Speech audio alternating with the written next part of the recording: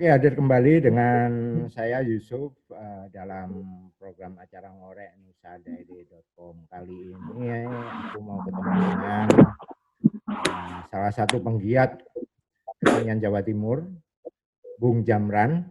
Nah, dia adalah mantan Ketua Asosiasi Handicraft Jawa Timur 2014-2016, menjadi Ketua Dewan Kesenian Kota Kediri, sekaligus Ketua Yayasan Omah Panji. Omah Panji. Nah, langsung aja ketemu, kita ngobrol dengan Bung Jamran. Halo Bung Jamran, apa kabar? Halo, baik. Halo, baik. Ramai sekali nih ya kayaknya di rumah nih ya. Ya, Oke. Gimana? Ini kan situasi juga lagi COVID nih ya, gitu. Terus apa aja ini yang bisa diceritakan oleh Bung Jamran nih kaitannya dengan kegiatan sekarang? Ya, baik. Jadi kegiatan ya di segala sektor kan. Kalau kita tahu musim corona ini semua sektor saya kira lesu ya. Jadi yang kita lakukan saat ini memang lebih banyak kepada penguatan, kemudian ya semacam kita flashback kembali untuk lebih mengoptimalkan potensi yang ada dengan kita kita matkan dengan kondisi saat ini, jadi yang serba online.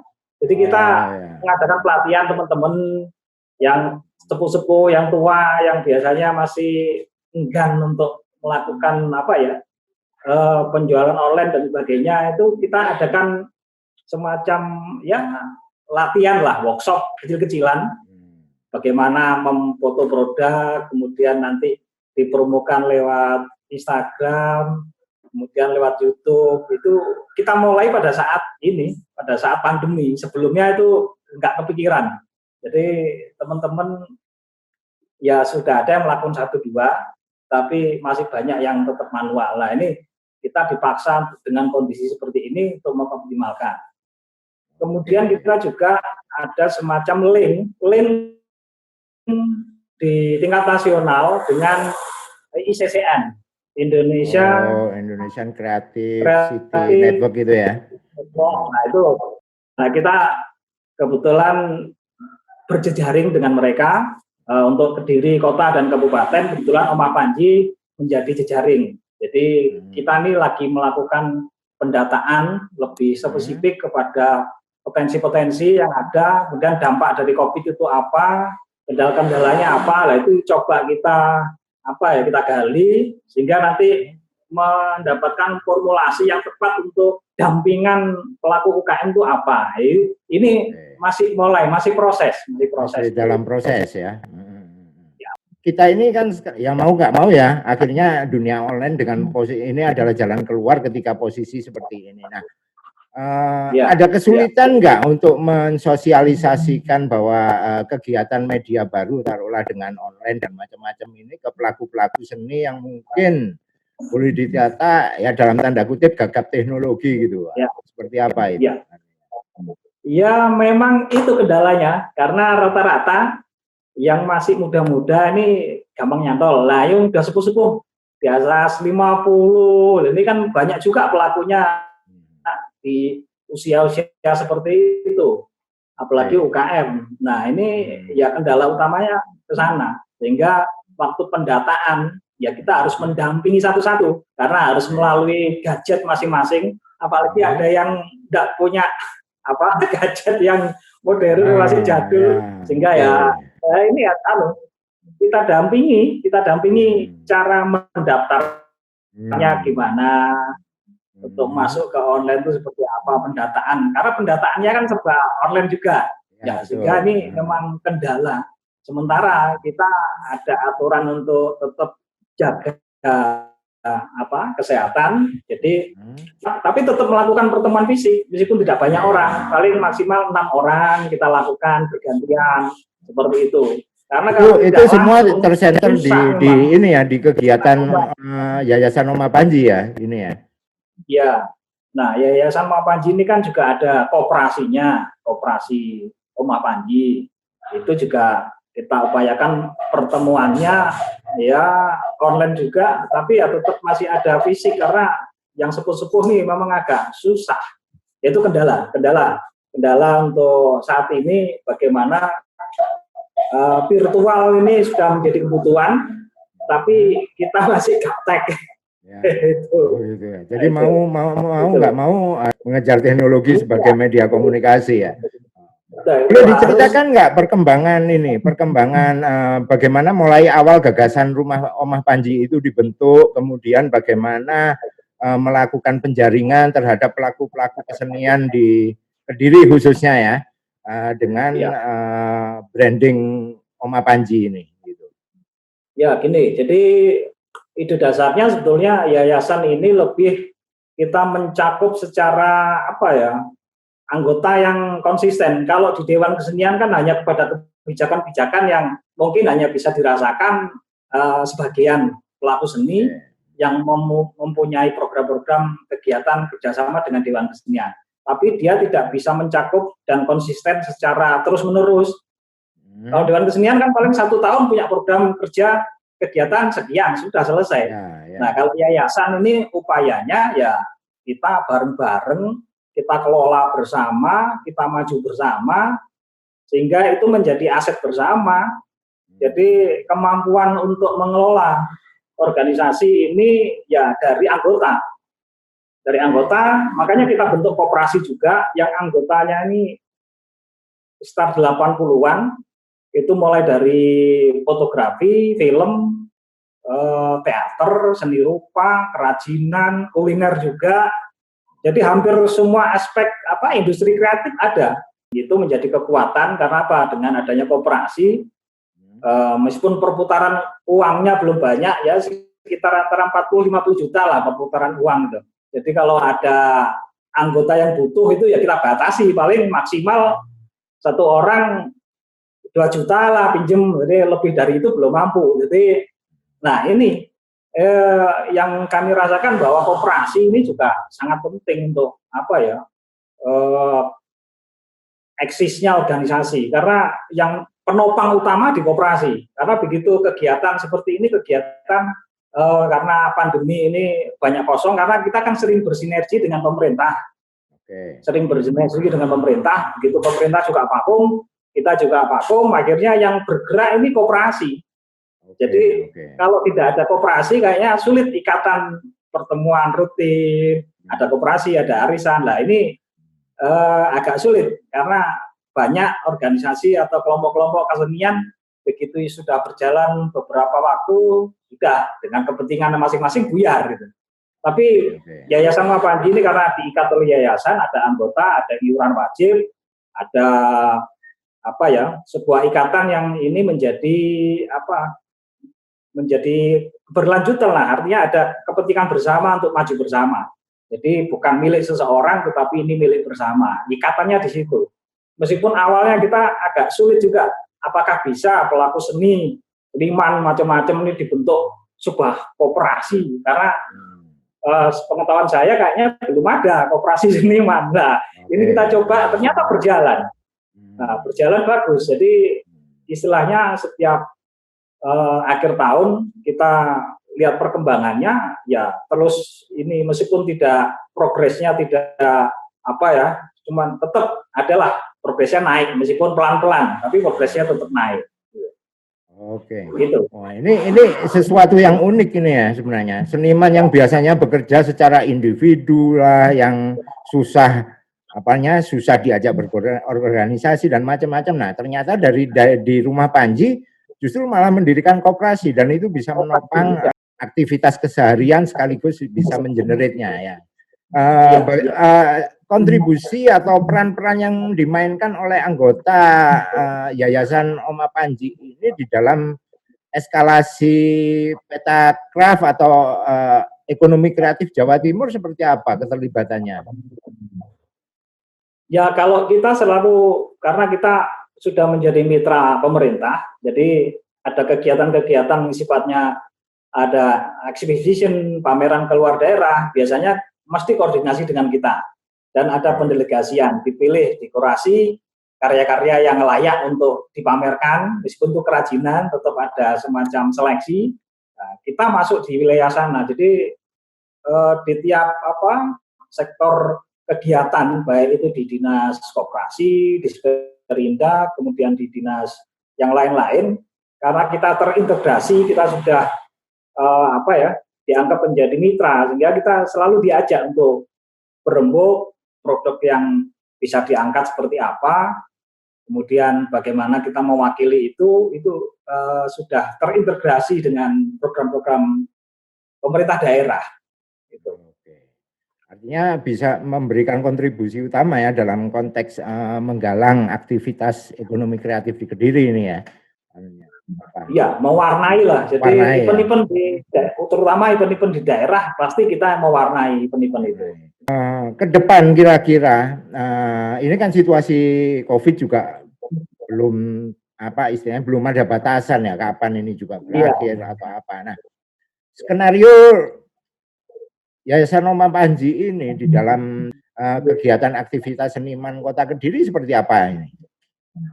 Ini sudah kita coba 1 minggu ini, kita belajar untuk membuat semacam aplikasi, sebetulnya aplikasi seperti Bukalapak atau apa, tapi nanti produknya khusus produk seni, jadi produk seni dan craft.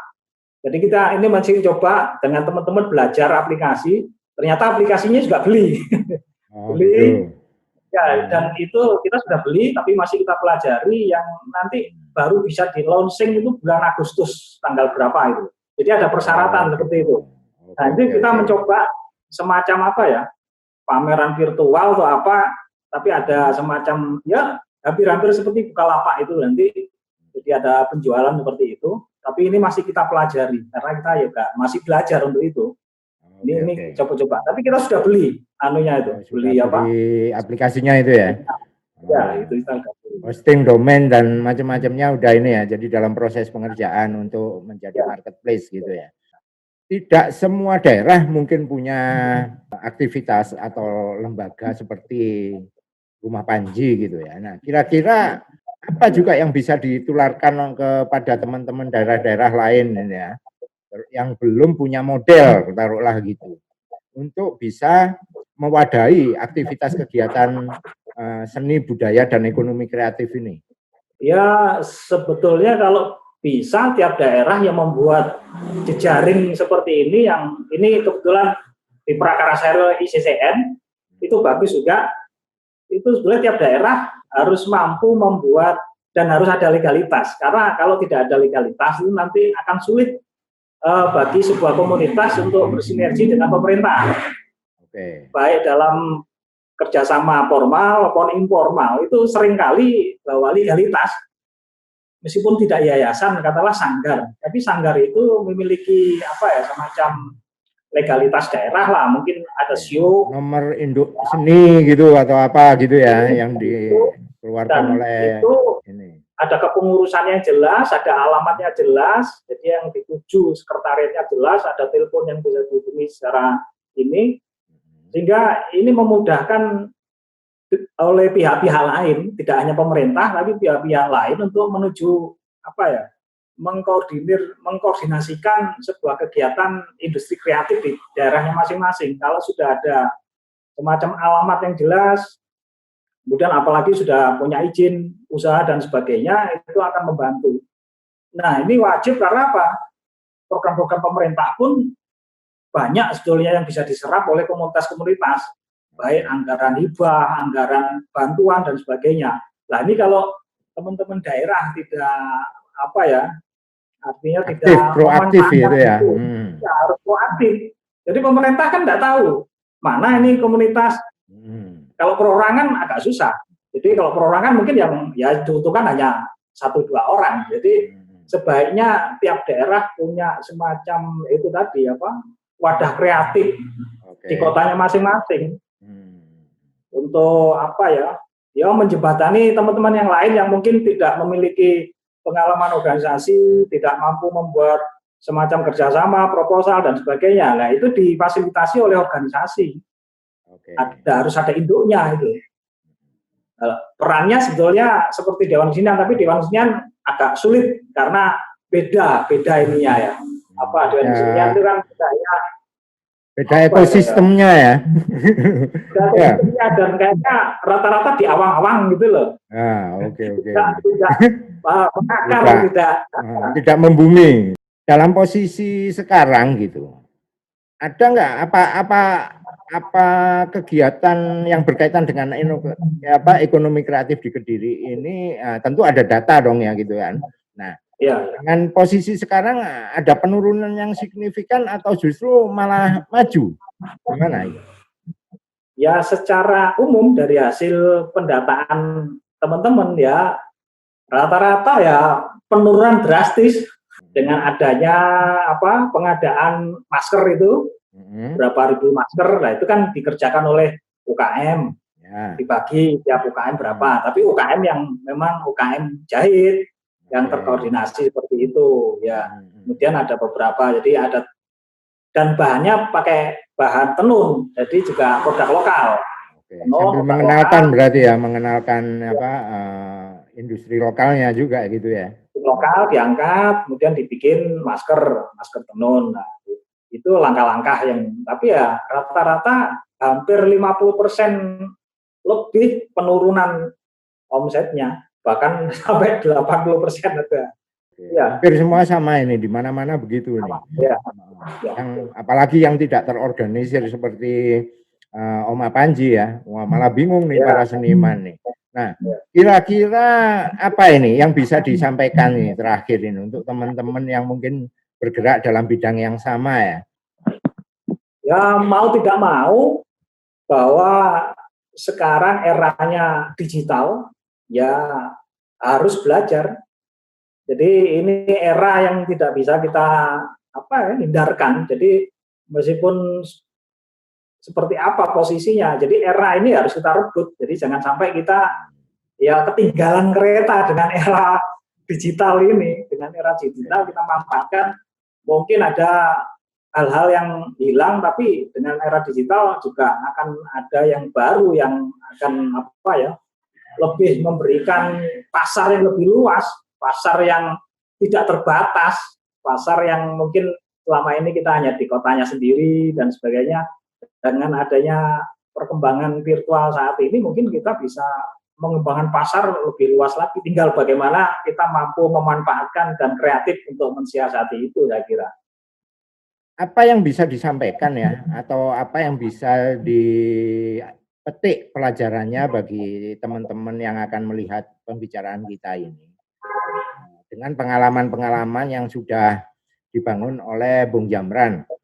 Saya tahu Bung Jamran juga seorang pematung, soal ini cukup giat ya dengan berbagai ini. Nah, kira-kira seperti apa pengalaman-pengalaman yang bisa dikeluarkan termasuk juga pada teman-teman muda nantinya ya, generasi-generasi muda di dalam konteks perkembangan seni dunia ekonomi kreatif ke depan.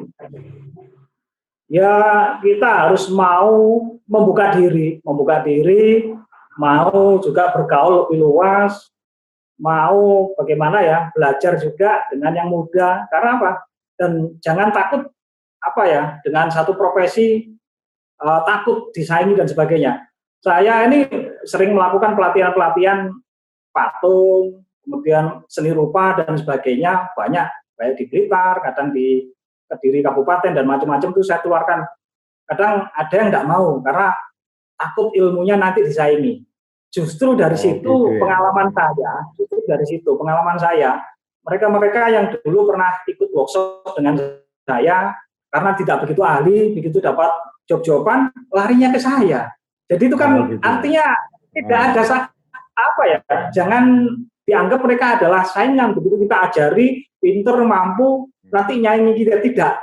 Ternyata mereka yang pernah dulu ikut workshop dengan saya, karena keterbatasan macam-macam, mungkin tidak fokus dan sebagainya, dia punya usaha lain, sementara saya fokus memang di produksi, sehingga begitu mereka kesulitan, larinya ke saya. Jadi ada dari Blitar, ada di kabupaten, itu dapat pesanan, larinya ke saya. Ini artinya kan ada membangun jaringan baru dengan adanya pelatihan workshop itu. Jadi jangan menutup diri, belajar lebih luas, kemudian jangan profesi yang sama dianggap sebagai saingan, tapi mitra. Saya kira itu. Oke, artinya kalau boleh saya tangkap secara sederhana ini, ilmunya Mas Jamran ini adalah membagi ilmu dengan murah, ya kan? Jadi jangan takut membagi ilmu dengan murah, begitu ya, gitu. Karena justru rezeki datang dari sana. Oke, oke, terima kasih atas waktunya, Bung Jamran. Nah, nanti kita Oke, bisa sambung sama-sama. lagi dengan Ya, pembicaraan sama-sama. yang lebih Ya, panjang oke. lagi. Oke. Saya akhiri pembicaraan dengan Bung Jamran hari ini. Cukup banyak yang bisa dipetik pelajaran dari pembicaraan kali ini. Terima kasih, Mas Jamran. Sampai jumpa. Sama-sama. Sama-sama.